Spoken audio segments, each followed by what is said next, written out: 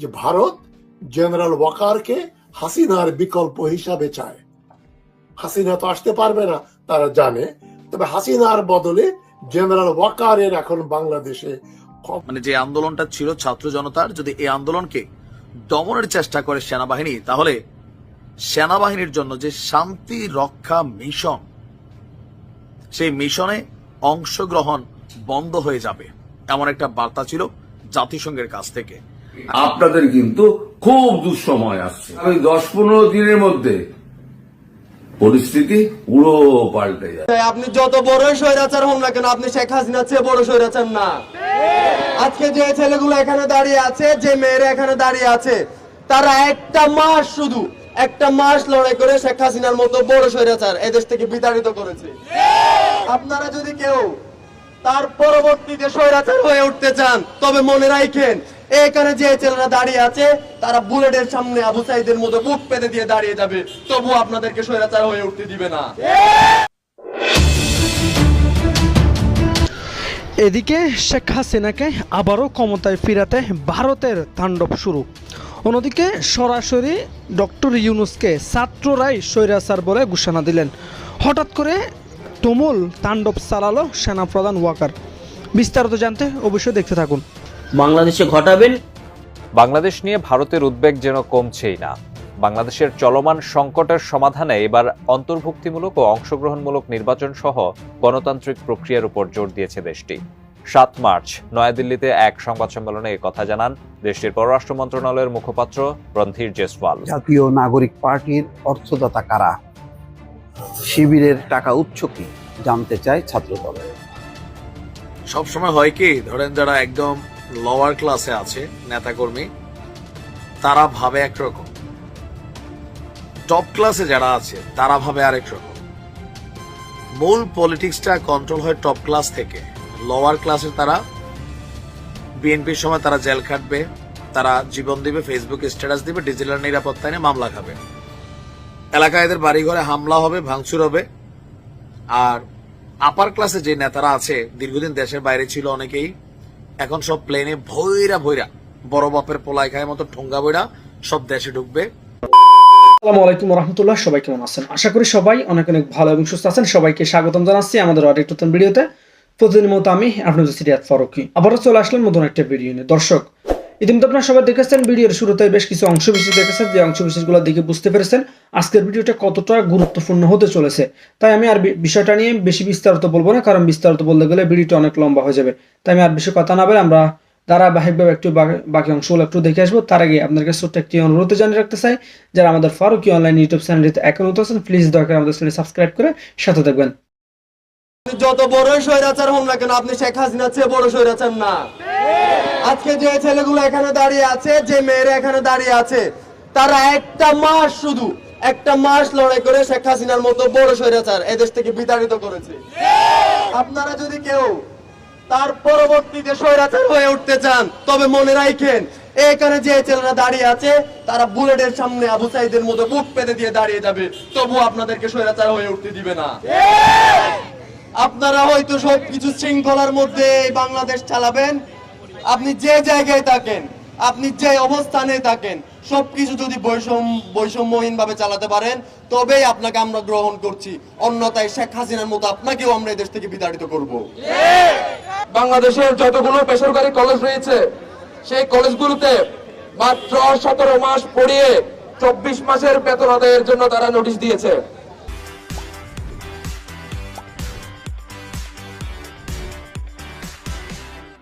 আমরা বলতে চাই, আমরা তো ভাই 24 মাস পড়িনি, আমরা তো ভাই 24 মাস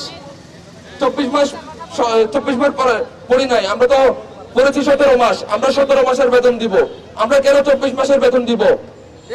আমরা শিক্ষা বোর্ডকে জানিয়ে দিতে চাই, যদি আমাদের দাবি মানা না হয়, আমরা শিক্ষা বোর্ড চট্টগ্রামে যতগুলো বেসরকারি কলেজ আছে আমরা তালা লাগিয়ে দিব।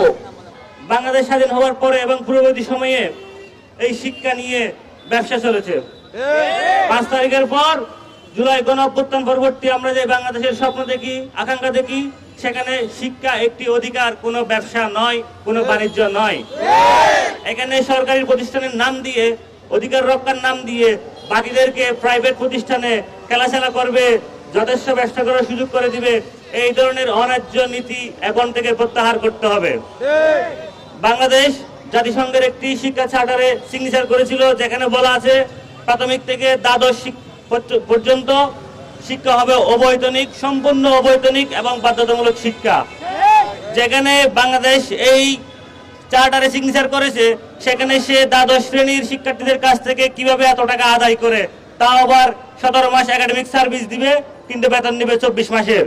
20,000 টাকা, 25,000 টাকা, 30,000 টাকা, এই টাকা প্রত্যেকটা গার্জিয়ানের পক্ষে এককালীন পরিশোধ করা একটা জুলুমের মতো। আমাদের মা বাবার উপরে এই জুলুম কেন সিস্টেম আমাদের উপর চাপিয়ে দিল, আমরা আজ প্রশ্ন করতে চাই। এত বছর ধরে কেউ এই ব্যাপারে প্রশ্ন করেনি, আমরা আজ এই ব্যাপারে প্রশ্ন করতে চাই। প্রত্যেকটা টাকার আমরা হিসাব দিয়েছি, আমাদেরকে বলা হয়েছে এটি বাংলাদেশের সেনাপ্রধান জেনারেল ওয়াকারুজ্জামান, এবং তিনি কিন্তু ঢাকা বিমানবন্দরে নামেননি, নেমেছেন তেজগাঁও বিমানবন্দরে। সমস্ত বিষয় আপডেটের আগে আপনাদের একটা বিষয় নিয়ে জানাবো, কি জানেন তো, বড় খবর, তবে আপাতত তার সম্পূর্ণ ডিটেলস জানাচ্ছি না। এই যে মায়ানমারের কাচিন প্রদেশ আছে, সেখানকার যে কাচিন আর্মি বাহিনী, তারা তো মোটামুটি কাচিন প্রদেশকে দখল করে নিয়েছে। তারা ভারতের সঙ্গে যুক্ত হতে চায়, বড় খবর। এবং এটাও বড় খবর, আরাকান আর্মি তারা কিন্তু চীনের যে বন্দর আছে বঙ্গোপসাগরে, মানে মায়ানমারের সঙ্গে যে কোলাবোরেশন, সেখানে আঘাত এনেছে। এবং এই যে রাখাইন অঞ্চল, সেই রাখাইন অঞ্চল কি আগামী দিনে ভারতের সঙ্গে যুক্ত হয়ে যাবে? এগুলো কিন্তু আগামী 2-1 দিনের মধ্যে সম্পূর্ণ আপডেট নিয়ে বিস্তারিতভাবে আসছে। আজকে চলে যাই বাংলাদেশের খবরাখবরে। হয়েছে হিজবুত তাহরির যে খিলাফত, মার্চ খিলাফত, সে খিলাফতের একেবারে সুন্দরভাবে খিলাফত দর্শন করিয়ে দিয়েছে আদর করে। আজকের মোটামুটি সকাল থেকেই কিন্তু ছিল বাংলাদেশ একেবারে কি বলবো, একটা টেনশনের মধ্যে। একেতেই তো সেনাপ্রধান আফ্রিকা থেকে ফিরছেন, অনেকেই বলেছিল তিনি নাকি চলে গেছেন পদত্যাগ করে। আমরা বলেছিলাম, বা আমি বলেছিলাম যে না না, পদত্যাগ করে যায়নি, উনি একটা অন্য বড় কাজে গেছেন এবং ফিরবেন বহাল তবিয়তে। তবে তেজগাঁও বিমানবন্দরে উনি নেমেছেন, সে ব্যাপারে আসবো। তবে আজকের এই যে মার্চ ফর খিলাফত, খিলাফতের যে সমস্ত যে নিষিদ্ধ সংগঠনকারীরা বেরিয়েছিল, তাদের সুন্দরভাবে আদর যত্ন করেছে। বাট আদর যত্নের সম্পূর্ণ ভিডিও দিতে পারবো না, আপনারা অনেক চ্যানেলেই দেখেছেন। কারণ ওই যে লাঠি দিয়ে পেছনে আদর যত্নগুলো, সেগুলো দিলে আবার ইউটিউব থেকে একটু কমিউনিটি গাইডলাইন্সে সমস্যা আসে। কি দরকার আছে? আদর যত্নের ভিডিও তো দেখেইছেন, ভালোভাবে আদর যত্ন হয়েছে, কিন্তু আদর যত্নটা দেরি হয়ে গেল। এই যে যারা ভাবছিল বাংলাদেশে আমরা যা করব, এখন আর সেনাবাহিনী, পুলিশ, ফুটো জগন্নাথ, যেটা মানবাধিকার কমিশন করিয়ে দিয়েছিল জুলাই আগস্টের বিপ্লব তো নয়, ষড়যন্ত্রের সময়, সেটা কিন্তু এখন আর চলবে না। সে সময় সেনাবাহিনী ভুল করেছে, পুলিশ ভুল করেছে, শক্তভাবে শাসক হয়ে উঠতে পারেনি, যেটা দরকার ছিল। তখন তারাও একটা দোলাচলে পড়ে কিছু ভুল ভ্রান্তি করেছে, কিন্তু আর ভুল ভ্রান্তি করলে চলবে না। তার কারণ এনাফ ইজ এনাফ বলেই দিয়েছে 25শে ফেব্রুয়ারি জেনারেল ওয়াকারুজ্জামান। এবং এরপর আরও কঠিন হতে হবে, এবং কঠিন হয়ে বাংলাদেশের শাসন ক্ষমতা সম্পূর্ণ নিজের হাতে নিতে হবে। কারণ বাংলাদেশকে বাঁচাতে পারে একমাত্র বাংলাদেশিরাই। এই যে সেনাপ্রধান চলে গেলেন আফ্রিকায়, সেখানে রাষ্ট্রপুঞ্জের যে বাহিনী আছে সেখানে দেখা করলেন, আর কিছু কাজকর্ম করেছেন, সেগুলো মোটামুটি আপনারা কিছুটা জানেন, আর কিছুটা না জানাই ভালো। সেই জায়গায় দাঁড়িয়ে আজকের ডেটে সেনাপ্রধান কিন্তু আরও শক্তি সঞ্চয় করে ফিরেছে বাংলাদেশে, এটুকু জানিয়ে রাখি। কারণ একটা দোলাচলে সেই সময় সেনাপ্রধান ছিলেন, আপনারা জানেন। সেনাপ্রধান শুধু নয়, বাংলাদেশ সেনাবাহিনী একদিকে রয়েছে, সাধারণ মানুষ অন্যদিকে রয়েছে, সংবিধান মানে ছিল সে সময় প্রধানমন্ত্রী শেখ হাসিনা কোন দিকে যাবেন? সাধারণ মানুষের জন্য তো সেনাবাহিনী, সেই জন্যই কিন্তু কঠোরভাবে শাসনটা সেই সময় দেখা যায়নি। কিন্তু এই 7-8 মাসে এনাফ ইজ এনাফ, যে যা পারছে করছে। বাংলাদেশকে নিয়ে চলে যাচ্ছে পাকিস্তানের দিকে একদল নিউট্রাল হয়ে গেছে। কিছু মানুষ আছেন গরিব, যারা খেতে পাচ্ছেন না, তাদের ইনকাম নেই, তার মধ্যে থেকে শুরু হয়েছে বাড়িতে ঢুকে ডাকাতি এবং বৈষম্য বিরোধী পরিচয় দিয়ে বাড়িতে ঢুকে ডাকাতি করছে। তার মানে কোন নোংরা লেভেলে চলে গেছে বাংলাদেশের এই সময়কার অবস্থা। এই যে নোংরা লেভেলে কথাটা ইউজ করলাম, এটা যদি কোনো বাংলাদেশি মানুষের, যারা সাধারণ মানুষ, ভদ্র মানুষ, তাদের গায়ে লাগে, তার জন্য ক্ষমা প্রার্থী। বাট আপনি নিজে একবার ভাবুন, সোনার বাংলাদেশ কি এখন আছে? না, একদমই নেই। এখন একটা কাঁদার বাংলাদেশ, সেটা চোখের জলের কাঁদা হতে পারে, আবার কাদা হতে পারে, যে মাটি পাক, সেই বাংলাদেশে কিন্তু পরিণত হয়ে গেছে। তার থেকে উদ্ধার পেতে গেলে বাংলাদেশের সাধারণ মানুষকে আরো শক্তপোক্ত হতে হবে এবং সেনাবাহিনীর সঙ্গে থাকতে হবে। তার কারণ এই যে সেনাবাহিনী বা সেনা প্রধান, উনি কিন্তু বাংলাদেশের ভালো চান। বাংলাদেশের ভালো কখনই ছাত্ররা চায় না। যদি চাইতো তাহলে তো সেই সময় তারা সুষ্ঠুভাবে সবাইকে নিয়ে চলার চেষ্টা করত। মোহাম্মদ ইউনূস যদি ভালো চাইতো তাহলে চিন্ময় কৃষ্ণ দাস তো জেলে থাকতো না। এবং মোহাম্মদ ইউনূসকে এই ছাত্ররা, তারপরে আরো কিছু সংগঠন যারা মৌলবাদী, জামায়াতে ইসলামী, এরা যেভাবে চালানোর চেষ্টা করেছে, মোহাম্মদ ইউনূস সেইভাবে চলেছেন। এটাই তো ওরা চেয়েছিল। ওরা তো তাই চেয়েছিল যে একটা কাঠের পুতুল এনে আমরা বসাবো, পিছন থেকে ছড়িয়ে আমরা ঘোরাবো। সেই করে করে করে করে বাংলাদেশকে আজকে শেষের দিকে নিয়ে চলে গেছে। এখন থেকে আপনাদের এটুকু ভাবতে হবে যে উদ্ধারের রাস্তা আপনারাই ঠিক করবেন।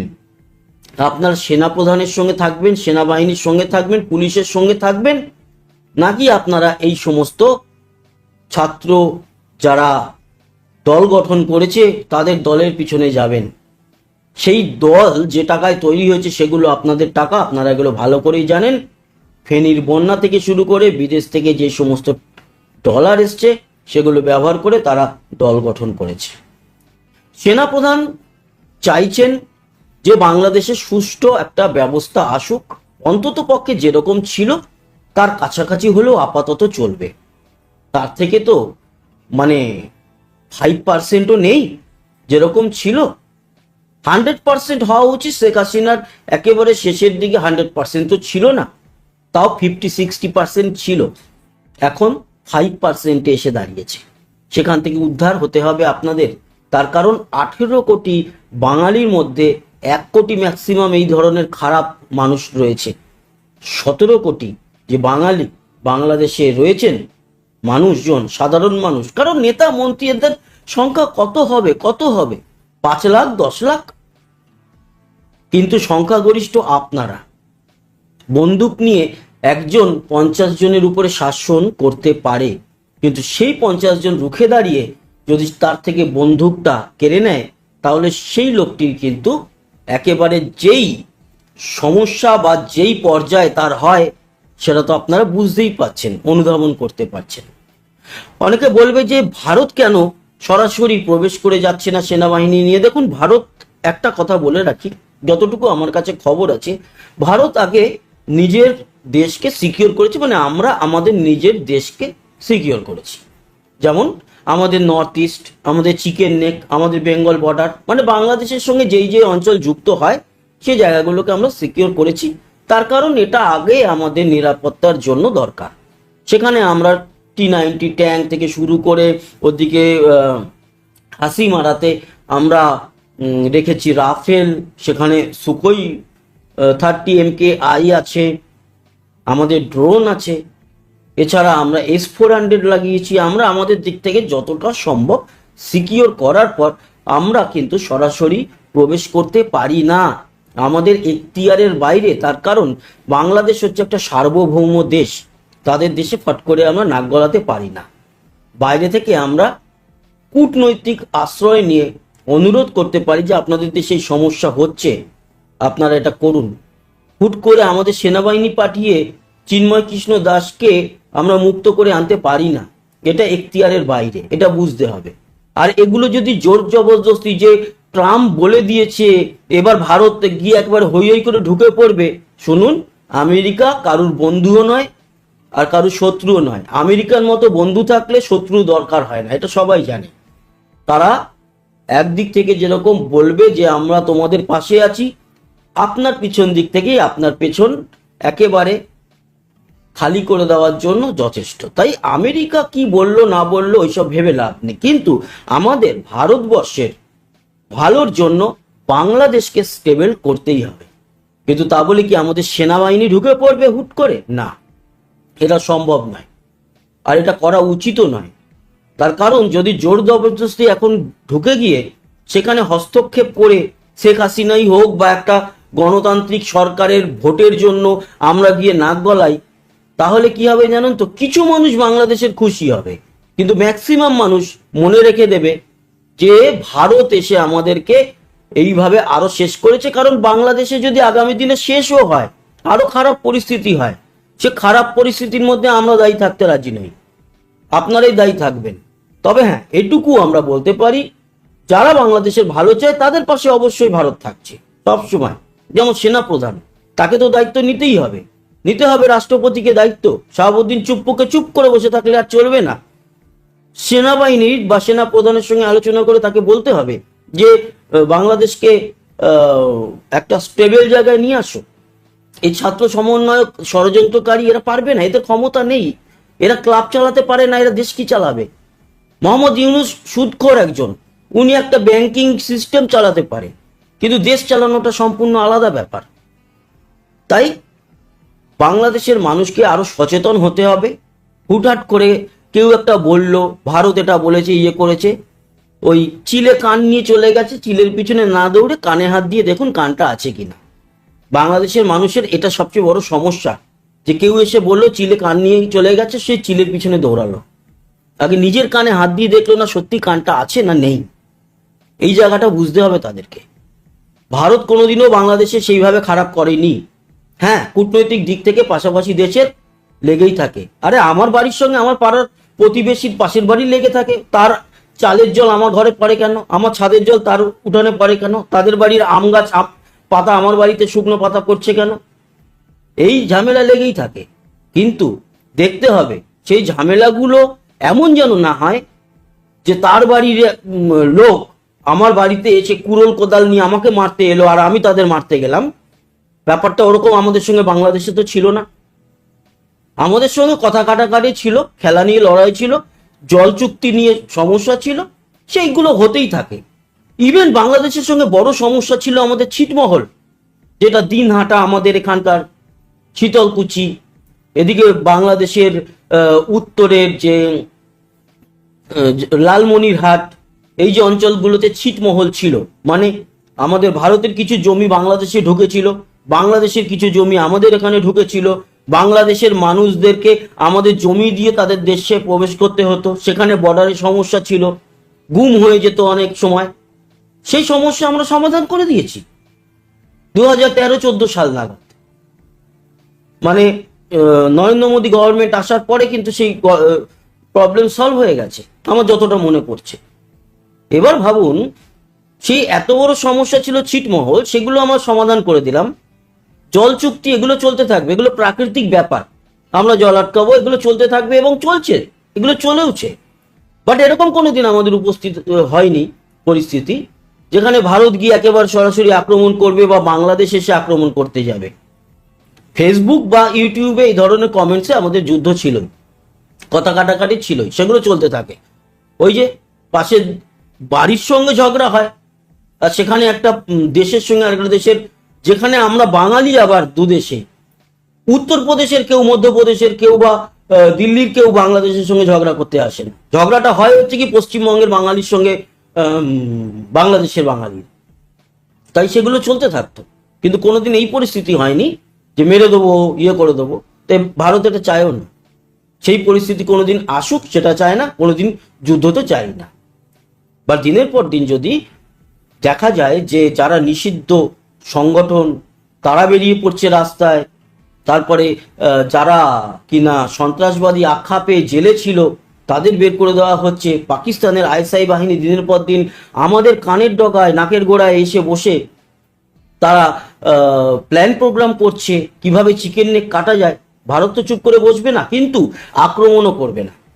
যদি কিছু করতে হবে সেনাবাহিনীর প্রধান ওয়াকারুজ্জামানকে করতে হবে। জেনারেল ওয়াকারুজ্জামানের সঙ্গে যোগাযোগ ভারতের সেনাবাহিনীর রয়েছে। জেনারেল ওয়াকারুজ্জামানের উপর কোনো রকম যদি হাত দেওয়া হয়, এবং গতকালকেই বলেছিলাম যে তার যদি বিমান বাংলাদেশে ঢুকতে দেওয়া না হয় তাহলে কিন্তু তাকে ভারতেই নামানো হবে আর তারপরে খেলা হবে। বাট সেখানে অন্তত পক্ষে ওনার নামার ব্যাপারে কোনো অপ্রীতিকর পরিস্থিতি তৈরি হয়নি। উনি নেমেছেন, বাংলাদেশে আছেন, আরো বড় প্ল্যান প্রোগ্রামের মধ্যে আছেন। এই মার্চেই বড় কিছু বাংলাদেশে ঘটাবেন। বাংলাদেশ নিয়ে ভারতের উদ্বেগ যেন কমছেই না। বাংলাদেশের চলমান সংকটের সমাধানে এবার অন্তর্ভুক্তিমূলক ও অংশগ্রহণমূলক নির্বাচন সহ গণতান্ত্রিক প্রক্রিয়ার উপর জোর দিয়েছে দেশটি। 7 মার্চ নয়াদিল্লিতে এক সংবাদ সম্মেলনে এই কথা জানান দেশটির পররাষ্ট্র মন্ত্রণালয়ের মুখপাত্র রণধীর জেসওয়াল। বিস্তারিত জানাচ্ছেন লিমা সায়ন্তী। গত বছরের 5 আগস্ট শেখ হাসিনা সরকার পতনের পর থেকেই টানাপোড়েনের মধ্যে দিয়ে যাচ্ছে ভারত বাংলাদেশের সম্পর্ক। বাংলাদেশের অন্তর্বর্তী সরকারকে সহযোগিতার বিপরীতে শেখ হাসিনার প্রতি ভারতের অন্ধ সমর্থন এখনো বহাল। দিল্লির ডান বাম না দেখে গত 15 বছর বাংলাদেশে আওয়ামী লীগের শাসনেই ভরসা রেখেছে, আর তাই বাংলাদেশের ক্ষমতার পালাবদল ঘুম কেড়ে নিয়েছে ভারতের। শেখ হাসিনার শাসনামলে নানা ঘটনা বিশ্বজুড়ে নানা প্রশ্নের জন্ম দিয়েছিল, যেখানে গুম, খুন, মানবাধিকার লঙ্ঘন, মানুষের বাক স্বাধীনতা তথা ভোটের অধিকার হরণের সমালোচনা ছিল দুনিয়া জুড়ে। কিন্তু ভারত শেষ পর্যন্ত শেখ হাসিনার পক্ষেই থেকেছে। একটি দলকে ক্ষমতায় রাখতে গিয়ে ঘনিষ্ঠ প্রতিবেশী বাংলাদেশকে হারানোর ঝুঁকি নিতেও কুণ্ঠাবোধ করেনি ভারতের বাইপার্টিজান নেতৃত্ব। আর বাংলাদেশের এমন পরিবর্তনে একের পর এক কথিত উদ্বেগ জানিয়ে যাচ্ছে দেশটির সরকার। 7 মার্চ নয়াদিল্লিতে ভারতের পররাষ্ট্র মন্ত্রণালয়ের মুখপাত্র রণধীর জয়সওয়াল সাপ্তাহিক ব্রিফিংয়ে বাংলাদেশ প্রসঙ্গে আবারও মন্তব্য করেছেন। তিনি বলেছেন তারা স্থিতিশীল, শান্তিপূর্ণ, অন্তর্ভুক্তিমূলক এবং প্রগতিশীল বাংলাদেশ সমর্থন করেন, যেখানে সব সমস্যার সমাধান গণতান্ত্রিক উপায়ে এবং অন্তর্ভুক্তি ও অংশগ্রহণমূলক নির্বাচনের মাধ্যমে সমাধান করা হয়। টানা 7মবারের মতো বেস্ট টিস্যু পেপার ব্র্যান্ড হিসেবে স্বীকৃতি পেয়েছে বসুন্ধরা টিস্যু। বাংলাদেশের ক্রমবর্ধমান আইন শৃঙ্খলা পরিস্থিতির অবনতি নিয়ে উদ্বেগ প্রকাশ করে রণধীর জয়সওয়াল। বলেছেন, গুরুতর অপরাধের দায়ে সাজাপ্রাপ্ত সহিংস উগ্রপন্থীদের মুক্তি আইন শৃঙ্খলা পরিস্থিতির অবনতিকে আরও তীব্র করে তুলেছে। বাংলাদেশ ও ভারতের কর্মকর্তারা সম্প্রতি কলকাতায় যৌথ নদী কমিশনের 86তম বৈঠক করেছেন। বৈঠকে 30 বছর মেয়াদী গঙ্গার পানি বণ্টন চুক্তি পুনর্বয়ানের বিষয়টি নিয়ে আলোচনা করেছেন তারা। আগামী বছর এই চুক্তি পুনর্বয়ান করার কথা রয়েছে। মুখপাত্র জয়সওয়াল আরও বলেন, উভয় পক্ষ গঙ্গা পানি বণ্টন চুক্তি, পানির প্রবাহ পরিমাপ এবং দ্বিপাক্ষিক স্বার্থ সংশ্লিষ্ট অন্যান্য বিষয় নিয়ে আলোচনা করেছে। তাছাড়াও বাংলাদেশের হিন্দুসহ সংখ্যালঘুদের উপর সহিংসতার অভিযোগের বিষয়ে ভারতের পররাষ্ট্র মন্ত্রণালয়ের এই মুখপাত্র জানান, ভারত আশা করছে বাংলাদেশ কোনো ধরনের পার্থক্য না করেই হত্যাকাণ্ড, অগ্নিসংযোগ ও সহিংসতার সঙ্গে জড়িত সকল অপরাধীর বিরুদ্ধে পুঙ্খানুপুঙ্খ তদন্ত করবে এবং তাদের বিচারের আওতায় আনবে। Lima Sayanti, desk report, ATN news. জাতীয় নাগরিক পার্টির অর্থদাতা কারা? শিবিরের টাকা উৎস কি জানতে চায় ছাত্রদল। আমি দেখছি যে সোশ্যাল মিডিয়াতেও বেশ নাগরিক পার্টির অর্থদাতা কারা, কে কোথা থেকে টাকা পেল এত বড় আয়োজনের, তাদের 28 তারিখে যেদিন তাদের জন্ম হয় সেই বড় আয়োজনে তারা অফিস যে চালায়, একটা বেশ বড় অফিস, সেই অফিসের কারা চালাচ্ছে, কে টাকা দিচ্ছে, এসব নিয়ে কথাবার্তা হচ্ছে। আবার সচ্ছল মানুষরা টাকা দিচ্ছে এমন কথা নাহিদ ইসলাম বলছে, পরে বলছে যে এটা মানে ভুল খবর। যাই হোক, এখন ছাত্র দলের নেতারা জানতে চাচ্ছে। একই সঙ্গে জাতীয় নাগরিক পার্টির অর্থদাতা কারা, শিবিরের টাকার উৎস কি। শিবিরের ব্যাপারটা আমি যেটা বুঝি যে শিবিরের আসলে সাথে মিলবে না জাতীয় নাগরিক পার্টি। শিবিরের একটা সারা বিশ্বব্যাপী যেখানে যেখানে তাদের দল আছে এবং অনুসারীরা আছে, তাদের মানে নির্দিষ্ট চাঁদা আছে, সেই চাঁদা তারা পার্টি অফিসে দেয়। এবং মিডল ইস্ট থেকে আমি জানি, মিডল ইস্ট মালয়েশিয়া থেকে শুরু করে লন্ডন, আমেরিকা থেকে হিউজ পরিমাণ চাঁদা তাদের আসে দল চালানোর জন্য। ফলে শিবির ঠিক মানে চাঁদাবাজি করে টাকা তোলে এটা বোধহয় না, বরং সেক্ষেত্রে কিন্তু শিবির পাল্টা বলতে পারে যে ছাত্র দল চাঁদাবাজি করে। এবং ছাত্র দলের তৃণমূল পর্যায়ে কিন্তু এরকম অভিযোগ আছে, বিভিন্ন নেতার বক্তব্য ভাইরাল হয়েছে এবং ছাত্র দল বিভিন্ন ব্যবসায়ীদের হুমকি ধামকি মারছে, এরকম অভিযোগ কিন্তু আছে। সেটা বরং নিজেরা অনেক স্বচ্ছ হয়ে এই প্রশ্নটা সামনে রাখা উচিত। জাতীয় নাগরিক পার্টির ব্যাপারে আমার নিজেরও কনফিউশন আছে, তাদের এই বিষয়টা পরিষ্কার করা দরকার। তারা যে একেবারে চাঁদাবাজি করে যে উল্টায় দিচ্ছে তা না, কিন্তু কোনো কোনো জায়গায় তো সেটা করছে। যেমন কলা বাগানের এই ঘটনায় সমন্বয়ক সহ 12-13 জনকে অ্যারেস্ট করা হয়েছে, এটা কিন্তু সিগন্যাল। তার মানে করতে করতে কিন্তু এখন কিন্তু প্রশাসন দেখতেছে বেপরোয়া হয়ে যাচ্ছে, যৌথ বাহিনী এখন কিন্তু তাদেরকে ছাড় দেবে না। তো ফলে এটা প্রশ্ন তুলতে পারে, কিন্তু প্রসঙ্গটা হলো যে ছাত্রদল কতটা মানে স্বচ্ছতার সাথে পরিচালিত হয়, ছাত্রদলই বা কিভাবে চলে, তার টাকার উৎস কি। আগে নিজেদের টাকার উৎসটা, তাদের দল পরিচালনায় টাকা কোথা থেকে আসে, কে দেয়, কিভাবে খরচ হয়, এই বিষয়টা পরিষ্কার করে তখন অন্যদের কাছে জানতে চাওয়া উচিত। তা নাহলে কিন্তু পাল্টা কিন্তু ওই শিবিরও প্রচার চালাবে, ওই নতুন দল তারাও কিন্তু এক জায়গায় বলবে। এবং এইসব পাল্টাপাল্টি অভিযোগগুলো এটা কিন্তু মানুষের মধ্যে রাজনীতিহীনতা, রাজনীতির প্রতি বিতশ্রদ্ধা দাঁড়ায়। সেটা আমার ধারণা যে সঠিক না। যাই হোক, নতুন আত্মপ্রকাশ করা রাজনৈতিক দল জাতীয় নাগরিক পার্টিকে কারা অর্থ দিচ্ছেন এবং ইসলামী ছাত্র শিবির প্রতিদিন 3 লাখ টাকার ইফতার আয়োজনের অর্থ কোথায় পায়, সেই প্রশ্ন করেছেন জাতীয়তাবাদী ছাত্রদল। প্রতিদিন 3 লাখ টাকা, এটা অনেক বড় অ্যামাউন্ট। শুক্রবার বিকেলে রাজধানীর নয়াপল্টনে এক সংবাদ সম্মেলনে এসব প্রশ্ন করেছেন ছাত্র দলের নেতারা। সংবাদ সম্মেলনে ছাত্র দলের সভাপতি রাকিবুল ইসলাম রাকিব এবং সাধারণ সম্পাদক নাসির উদ্দিন সহ কেন্দ্রীয় নেতারা উপস্থিত ছিলেন। তারা বলেন, দেশের কিছু ধনী ব্যক্তি এনসিপিকে অর্থায়ন করেছে বলে একটি আন্তর্জাতিক গণমাধ্যমকে জানিয়েছে দলটির আহ্বায়ক নাহিদ ইসলাম।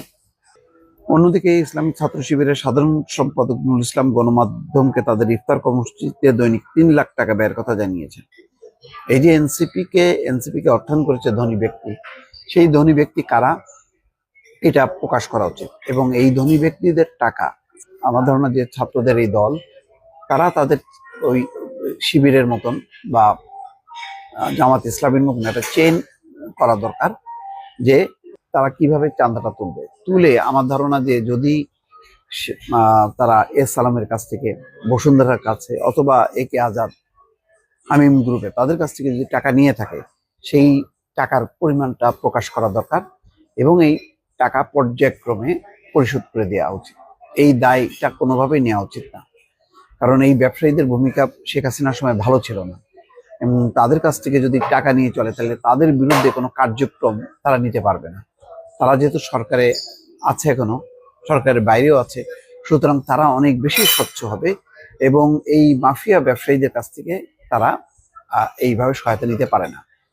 যদি নিয়ে থাকে, তাদের বলা উচিত যে আমরা ভুল করেছি, আর সেই টাকাটা কিভাবে তারা ফেরত দেবে সেটাও ঘোষণা করা উচিত, ডিক্লেয়ার করা উচিত। অর্থাৎ এই বিষয়ে যত বেশি স্বচ্ছ হবে, রাজনীতি পরিষ্কার হবে। 5ই আগস্ট রাজনীতিক এই লুটপাটের রাজনীতি যে ছিল শেখ হাসিনার, সেটার পরিবর্তে একটা স্বচ্ছ, সুন্দর, সৎ রাজনীতি প্রতিষ্ঠা করার জন্য সব পক্ষকেই চেষ্টা করতে হবে। এখন ছাত্রদল অভিযোগ করবে শিবির, তারপর নাগরিক পার্টির ব্যাপারে, তারা আবার অভিযোগ করবে ছাত্র দলের উপরে। এইগুলি কিন্তু ভালো কোনো লক্ষণ না। সুতরাং হুঁশিয়ার হওয়া উচিত সব পক্ষকে। দর্শক ভালো থাকবেন, আল্লাহ হাফেজ। সবসময় হয় কি, ধরেন যারা একদম লোয়ার ক্লাসে আছে নেতাকর্মী, তারা ভাবে একরকম, টপ ক্লাসে যারা আছে তারা ভাবে আরেক রকম। মূল পলিটিক্সটা কন্ট্রোল হয় টপ ক্লাস থেকে। লোয়ার ক্লাসে তারা বিএনপির সময় তারা জেল খাটবে, তারা জীবন দিবে, ফেসবুকে স্ট্যাটাস দিবে, ডিজিটাল নিরাপত্তা নিয়ে মামলা খাবে, এলাকায় এদের বাড়িঘরে হামলা হবে, ভাঙচুর হবে। আর আপার ক্লাসে যে নেতারা আছে, দীর্ঘদিন দেশের বাইরে ছিল অনেকেই, এখন সব প্লেনে ভৈরা ভৈরা বড় বাপের পোলাই খায় মতো ঠোঙ্গা বইরা সব দেশে ঢুকবে। অলরেডি ঢুকা শুরু হয়েছে। এতদিন রাজপথে বিএনপি যে সকল নেতাকর্মীরা মাইর খাইছে, জেল খাটছে, দৌড়াইছে, যাও তুমি যাও সাইডে যাও, নতুন কমিটি তৈরি হচ্ছে, তাই না? বিএনপি মারামারি হচ্ছে। আবার এখন আওয়ামী লীগের মধ্যে দেখেন সব আপার ক্লাস, সব লুটেরারা দেশ ছেড়ে পালাইছে, দেশে আত্মগোপনে আছে। লোয়ার ক্লাস ফেসবুকে অ্যাক্টিভ, মানে একদম জীবন টিবন দিয়ালায় আওয়ামী লীগের জন্য। এরা কিন্তু বেসিক্যালি দল থেকে কোনো কিছু পায় না, ভালোবাসে, এটা একটা আলাদা জিনিস বিএনপির মধ্যে। তবে হালকা টুকটাক এলাকাতে বালুর সিন্ডিকেট চালাবে, সিএনজি স্ট্যান্ড কন্ট্রোল করবে, এরকম। তো বাংলাদেশের পলিটিক্স কখনো লোয়ার ক্লাস কন্ট্রোল করে না, কিন্তু বিপদে পড়লে এই লোয়ার ক্লাসে দিয়াই চেতনার বাণী টানি দিয়া মোটামুটি মাঠে নামানোর চেষ্টা করে। আচ্ছা, এখন আওয়ামী লীগ নির্বাচন করবে নাকি করবে না, আপনি দেখবেন বিএনপির মির্জা ফখরুল ইসলাম তিনি কি বক্তব্য দিচ্ছেন, জনাব তারেক রহমান তিনি কি দিচ্ছেন, জামাতের আমিরকে দেখবেন কি দিচ্ছেন। তারা আপনার মতন চিন্তা করে দেয় না, তারা পলিটিক্স বোঝে, পলিটিশিয়ান, পলিটিক্যালি তারা কথা বলে। কিন্তু আপনি ভাই দম চলে যাব। জাতীয় নাগরিক পার্টির হিসাব আলাদা, কারণ এরা তো ভাই আওয়ামী লীগের চোখে গাদ্দার, কারণ দীর্ঘদিন যাবৎ ছাত্রলীগের মানে কোক, সিঙ্গারা, সমোসা খাওয়ায় তো এগুলা, তাই না? অনেকেই তো স্বাভাবিক এদের ঘুম আসবে না, এমনিও ঘুম আসে না। বিএনপির এরা বেশি ভয় পায় কেন জানেন? এদের সেন্সে একটা জিনিস ঢুকে রয়েছে যে বিএনপি ক্ষমতায় গেলে আওয়ামী লীগ অনেক দিকে এখানে মানে পুনরুত্থান ঘটবে, বা সামহাও এরা যেই লেভেলে ক্ষমতায় গেলে শেখ হাসিনা সহ সবাই ফাঁসির ঝুলাই দিবে, বিএনপিটা ঝুলাবে না, এরাও জানে। এই কারণে এদের সেন্সটা আলাদা। আমাদের আলোচনাটা অন্য জায়গায়। কেন এই কথাগুলো বললাম? ডক্টর ইউনূসের মতন মানুষ তিনি বলছেন যে দেখেন আওয়ামী লীগ নির্বাচনে অংশগ্রহণ করবে না কি করবে না তাদের সিদ্ধান্ত, কিন্তু আমি কি করতেছি, আমরা সাইন টাইন মাইরে একদম ফাঁসির মঞ্চ কালকে বানাই ফেলতেছি, তাই না? সরকারের প্রধানদের দেখেন, আসিফ নজরুল স্যাররে দেখেন, চুপচাপ নীরবে নিভৃতে বসে রয়েছে, মাশাআল্লাহ শরীর স্বাস্থ্য ভালো হয়েছে। এখন ভারতে শেখ হাসিনা যে আশ্রিত আছেন, ভারত আসলে কি চাচ্ছে? টেকনিক্যালি ভারত চাচ্ছে আওয়ামী লীগ নির্বাচনে অংশগ্রহণ করুক, পাশ করবে না জানে। এই মুহূর্তে পাশের জন্য আওয়ামী লীগ নির্বাচনও করবে না, কিন্তু রাজনীতির মাঠে নৌকা মার্কাটা রাখা, আওয়ামী লীগের দুই একটা মিটিং মিছিল সমাবেশ করা, তারপরে আস্তে আস্তে আপনার নিজেদের অবস্থান তৈরি করা আওয়ামী লীগ চায়। আওয়ামী লীগ জানে, আমি তো বললাম আগামী 8 বছর, 4 বছর 6 বছর আমার একটা ক্যালকুলেশন বলে এই দেশে আওয়ামী লীগ দাঁড়াইতে পারবে না, এরপরে আস্তে ধীরে হয়তো বা সুযোগ হবে। তো ভারতের যিনি পররাষ্ট্রমন্ত্রী পররাষ্ট্র মন্ত্রণালয়ের যিনি ব্রিফ করেন রণধীর জয়সওয়াল, তিনি বলছেন যে এই মুহূর্তে বাংলাদেশের আইন শৃঙ্খলা পরিস্থিতি নিয়ে আমরা উদ্বিগ্ন। আমরা একটি স্থিতিশীল, শান্তিপূর্ণ, অন্তর্ভুক্তিমূলক এবং প্রগতিশীল বাংলাদেশকে সমর্থন করি, যেখানে গণতান্ত্রিক উপায়ে এবং অন্তর্ভুক্তিমূলক, ফোকাসড ওয়ার্ডটাই হচ্ছে অন্তর্ভুক্তিমূলক ও অংশগ্রহণমূলক, সেকেন্ড ফোকাসেবল ওয়ার্ড, নির্বাচনের মাধ্যমে সব সমস্যার নিষ্পত্তি হবে। অন্তর্ভুক্তিমূলক এবং অংশগ্রহণমূলক এই বিষয়টার মধ্যে গণতন্ত্রের যে ব্যাখ্যা বা সংজ্ঞা, একটা রাষ্ট্রের প্রত্যেকটা নিবন্ধিত রাজনৈতিক দল যখন নির্বাচনে আসে এটা হয় অন্তর্ভুক্তিমূলক।